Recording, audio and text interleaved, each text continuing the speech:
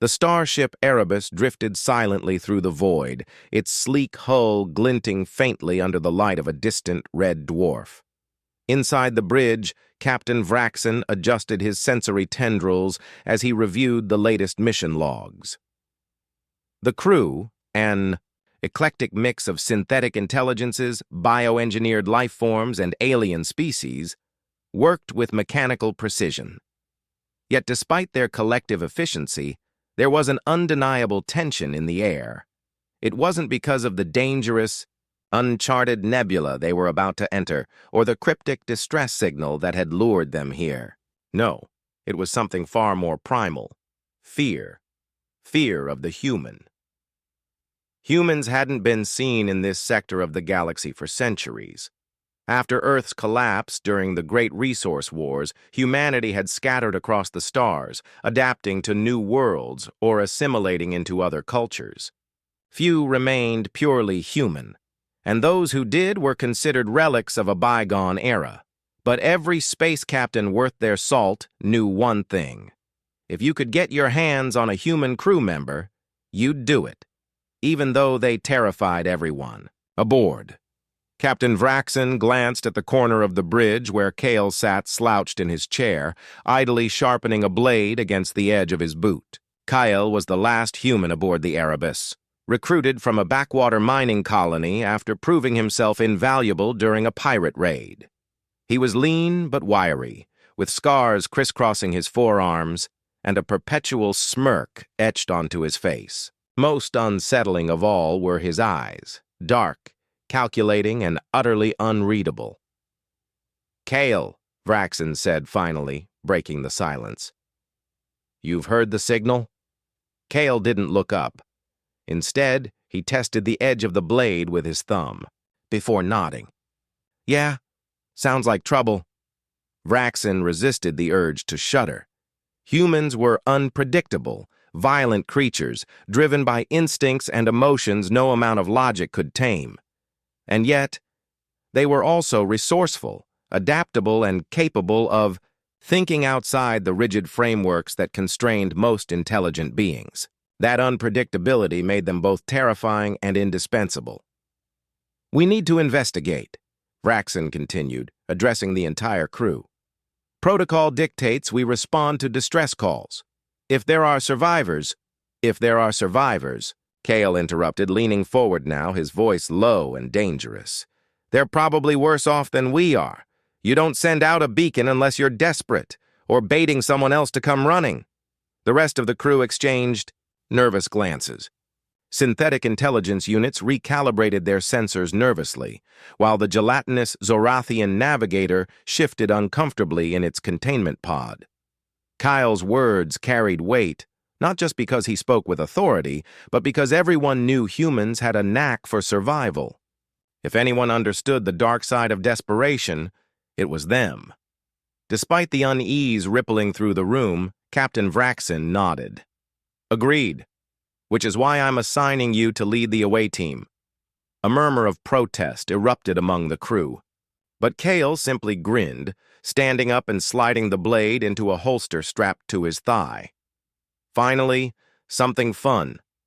The source of the distress signal turned out to be an abandoned research station orbiting a dying star. Its outer shell was pockmarked with micrometeorite impacts, and the once bright lights flickered sporadically. As the away team approached in their shuttle, the tension grew palpable. Even Kale seemed quieter than usual, his fingers drumming rhythmically against the armrest. When they docked and entered the station, the atmosphere was suffocating. Dust coated every surface, and the air smelled faintly metallic.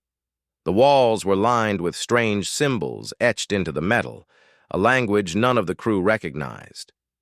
"This place gives me the creeps," muttered Ensign Lyra, a hybrid AI organic, whose translucent skin shimmered faintly in the dim light. She clutched her scanner tightly, as if it might offer some semblance of protection.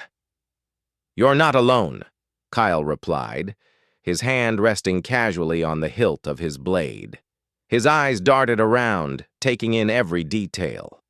Something bad happened here. As they moved deeper into the station, They discovered remnants of experiments gone horribly wrong. Biohazard containers lay shattered, their contents long since decayed. Terminal screens displayed fragmented data logs, hinting at attempts to harness unstable energy sources. One video log played automatically as they passed, showing a frantic scientist warning of anomalies and uncontrollable variables. Then came the whispers. At first it was barely audible, a faint hum in the background that could have been mistaken for faulty equipment. But as they ventured further, the sound grew louder, more distinct. It wasn't coming from any external source. It was inside their minds. Ensign Lyra collapsed to her knees, clutching her head. "Make it stop!" she cried, her voice trembling. "It's in my thoughts!" Kyle knelt beside her, gripping her shoulder firmly. "Focus!" he barked. "Don't let it take hold. Whatever it is, it feeds on fear." Captain Vraxen, communicating via comms, sounded equally shaken. "What's happening down there? Report!" Before Kale could respond, the shadows around them began to shift. Dark shapes coalesced into humanoid figures, their forms distorted and grotesque. They weren't physical entities. They were manifestations of the crew's deepest fears and insecurities. For Lyra, it was the fear of obsolescence, of being replaced by purer machines. For others, it was abandonment, failure, or death. But for Kale, the manifestation took a different form. A figure stepped forward, resembling a man dressed in tattered robes. His face was obscured, but his voice echoed with chilling clarity. "You've survived so much," the figure said, its tone almost mocking. "War, famine, betrayal, but can you survive yourself?" Kyle's grip tightened on his blade. "I'm not afraid of you." The figure laughed, a sound that reverberated through the station. "You should be, because deep down you know what you truly are. A monster." For a moment, Kale hesitated. The truth of the statement hit him like a punch to the gut. Humans were monsters. That was why they terrified everyone.